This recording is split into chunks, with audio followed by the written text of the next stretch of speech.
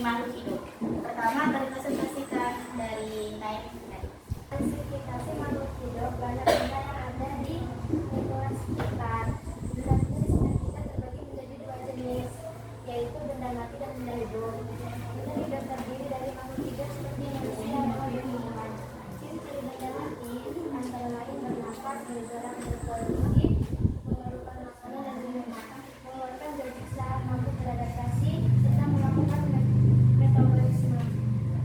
Perbedaan makhluk hidup dan benda mati. Berbagai jenis benda yang ada di lingkungan sekitar memiliki sifatnya sendiri. Seperti manusia, kucing, dan bunga anggrek, semuanya bergerak memerlukan makanan dan minuman.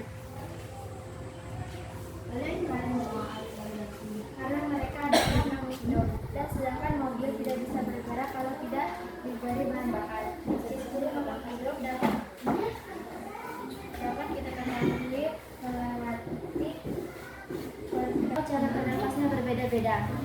Manusia, gajah, harimau, kerbau, dan sapi bernafas menggunakan paru-paru. Ketika bernafas, makhluk hidup mengeluarkan zat sisa, yaitu yang tidak dibutuhkan oleh tubuh manusia, seperti uap air atau H2O, dan korban dan hewan. Tumbuhan juga melakukan gerakan, tapi gerakan ini tidak terpisahkan. Ketiga, beraksi terhadap rangsangan. Salah satu ciri makhluk hidup adalah respons terhadap rangsangan. Contohnya, batu kita akan berkedip bila terkena cahaya yang silau. Contoh reaksi pada hewan. Apabila kelompok usaha berlari bila ada pemangsa yang mengintai.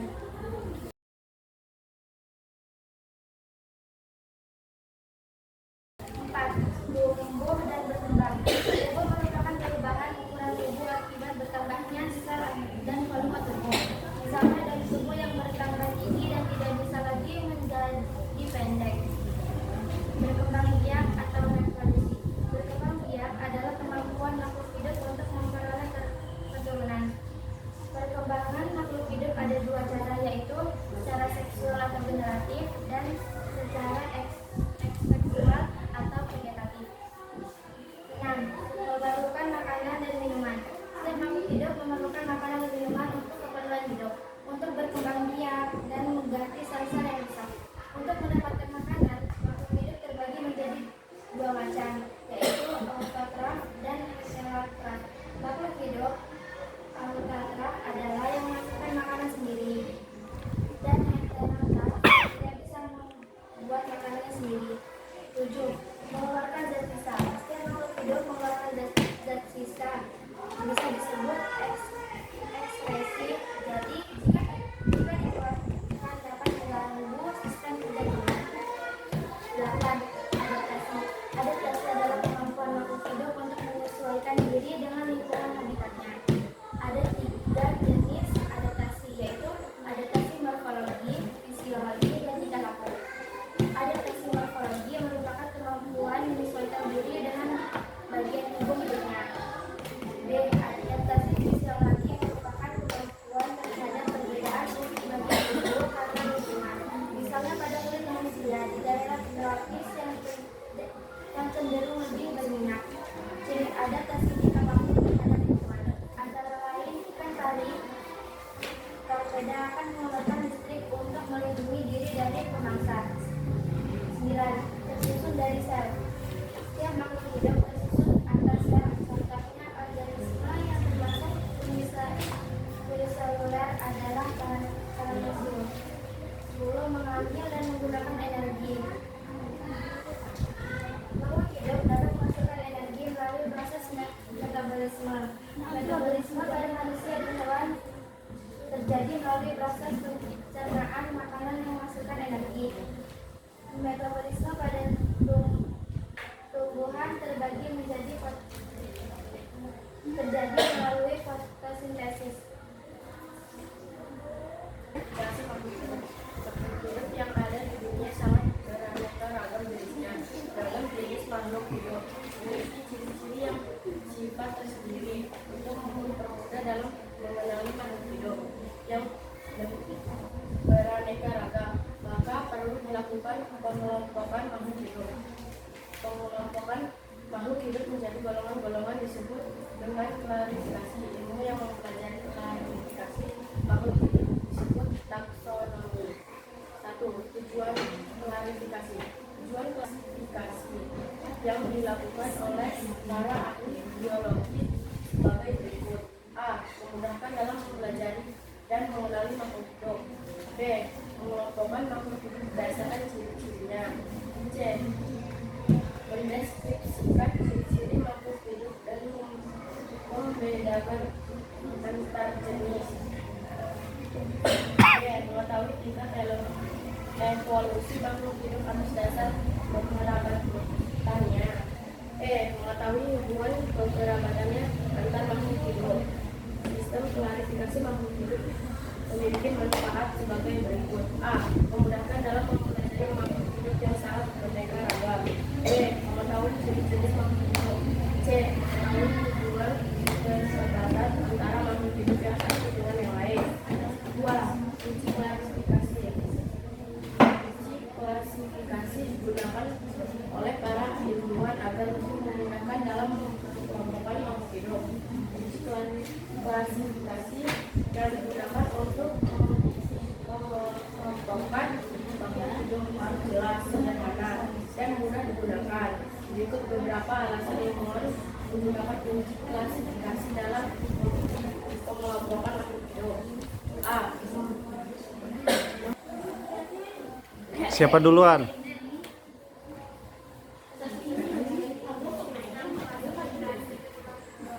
Biologi Amerika Serikat bernama Robert Halberger mencetuskan klasifikasi 5 kingdom, yaitu kingdom Monera, Platista, Fungi, Plantae, dan Animalia.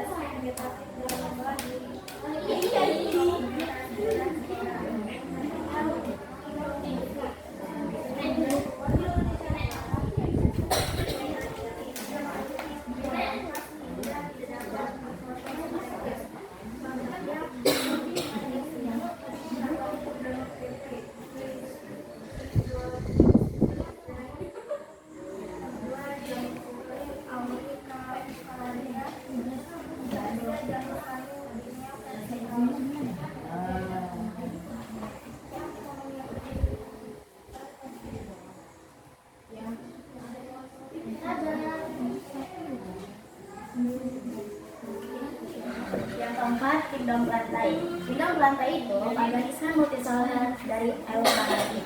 Kingdom Plantae ini sel-selnya terlindung oleh dinding yang terbuat dari selulosa dan mempunyai klorofil. Ada yang tahu nggak klorofil itu apa? Klorofil itu sebuah pigmen yang mampu menyelenggarakan fotosintesis. Di dunia tumbuhan digolongkan menjadi lumut, paku-pakuan, dan tumbuhan biji. Kita mulai dari tumbuhan lumut.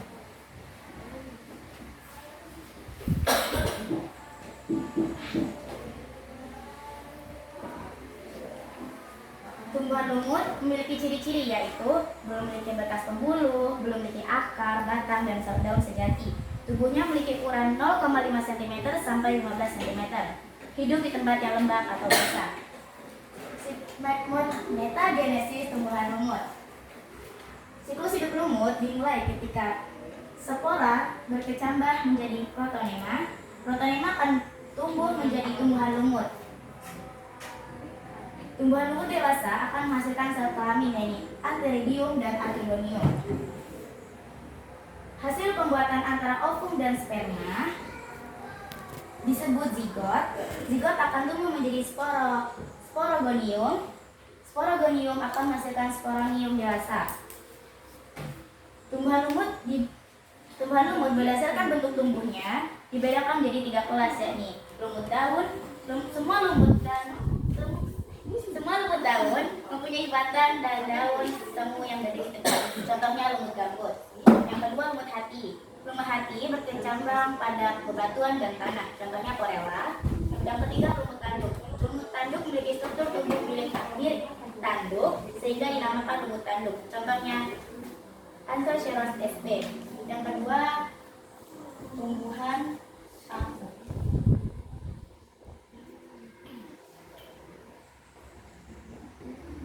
Kelompok tumbuhan berpembuluh karena sudah memiliki berkas pengangkut xilem dan phloem. Ciri-ciri khas tumbuhan paku adalah ujung daun tumbuhan paku ketika masih muda menggulung. Ada 2 fase siklus hidup tumbuhan paku yaitu fase gametofit dan sporonofit. Siklus hidup tumbuhan paku dimulai dari spora yang keluar dari sporanium dan tersebar mengikuti arah angin. Jika spora jatuh pada tempat yang lembab, maka spora akan tumbuh menjadi gametofit yang disebut protenium. Protelium membentuk Antheridium dan Archegonium. Fertilisasi antara sperma dan ovum akan membentuk zigot. Zigot tumbuh menjadi tumbuhan paku yang memiliki akar, batang, dan daun. Tumbuhan paku dewasa akan menghasilkan spora. Yang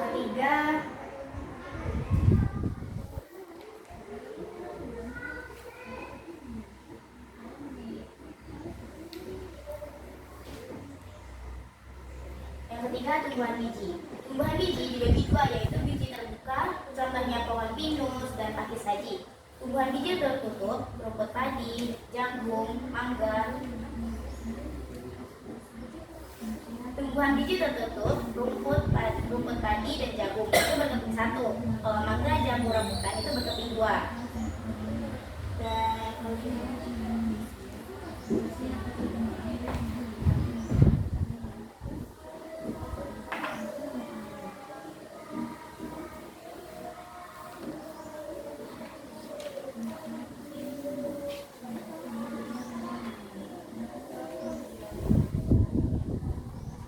Animalia merupakan dunia hewan. Hewan berdasarkan ada tidaknya ruas tulang belakang dibedakan di 2, yaitu Avertebrata dan Vertebrata. Avertebrata atau hewan tidak ruas tulang belakang.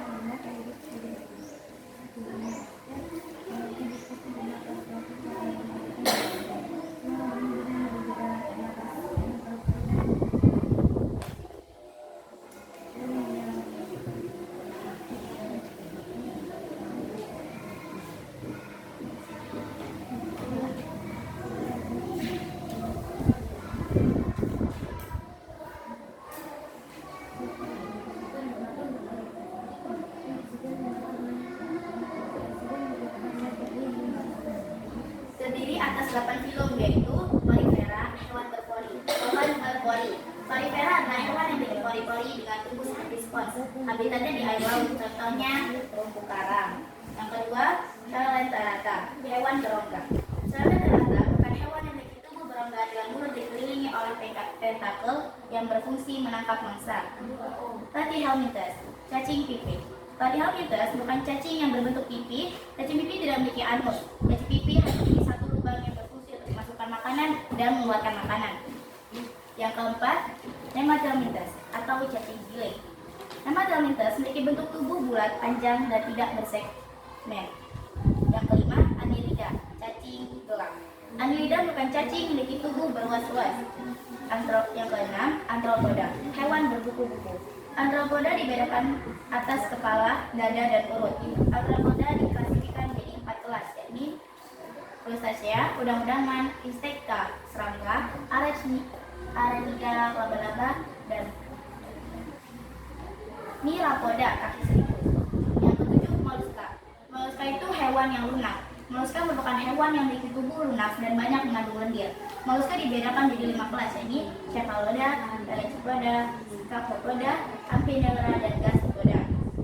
Yang ke-8, Echinodermata, hewan berkulit duri. Echinodermata merupakan hewan yang memiliki kulit duri dan memiliki lempeng dan zat kapur. Echinodermata dibedakan menjadi 5 kelas, yakni Aphrioida, bintang ular laut, Pachymeida, landak laut, Phalacroida, teripang, Crinoida, lili laut, dan Asteroida, bintang laut. Terus